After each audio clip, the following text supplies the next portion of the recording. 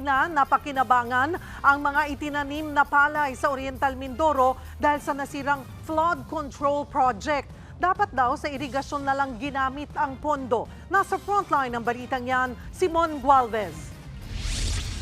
Dati, malawak na palayan ang bahagi ito ng Barangay Tagumpay, Nauhan, Oriental Mindoro. Pero ngayon, natabunan na ito ng buhangin na galing sa road dike na nasira sa kasagsagan ng ulan nitong nakaraang buwan. Natibag ang bahagi nito kaya umagos ang tubig galing sa katabing ilog. Kaya mga palay na katatanim pa lang na magsasakang si Mang Fidel, halos walang napakinabangan. Talaga pong sayang ang aming pong kakainin na dito kami nakuha at ang aking pong mga anak ay nag-aaral din dito rin po kami nakuha ng inaasahang gastusin.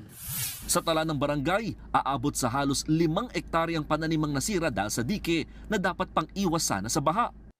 Sabi ng mga magsasaka, itong nilalakaran ko puno raw dati ng mga pananim na niyog, saging at mga palay. Pero ngayon, balot na ito ng napakakapal na mga buhangin na may mga kasamang tipak ng bato mula sa nasirang dike sa lugar. Kaya kung ang Department of Agriculture daw ang tatanungin, dapat sa irigasyon na lang inilaan ng bilyong-bilyong pisong budget para sa flood mitigation project. Ang daming ektarya mapapatubigan nun. Meron kang irrigation. Kasi maganda kasi, lalo na doon sa mga dam, pinipigilan yan pati ang pagbaha.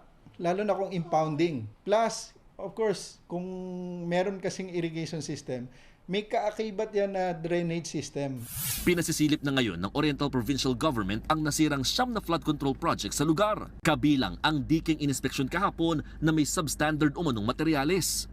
Can you tell me honestly that seeing and judging from this physical feature is 600,000 to 700,000 per linear meter justifiable? Gob, sa disenyo namin justifiable. Pero dito sa workmanship na to, sa tingin ko, may pagkukulang. Ayon sa DPWH, sakop pa naman ng 5 taong warranty ang mga nasirang proyekto. Kaya ang kontraktor pa rin daw mag-aayos nito nang walang dagdag gastos sa gobyerno. Nagbabalita mula sa Frontline, Mon Gualvez, News 5. Mga kapatid, Cheryl Cosing po. Maging maalam at may pakialam sa mga napapanahong issue at headlines. Mag-follow at mag-subscribe na sa social media pages ng News 5.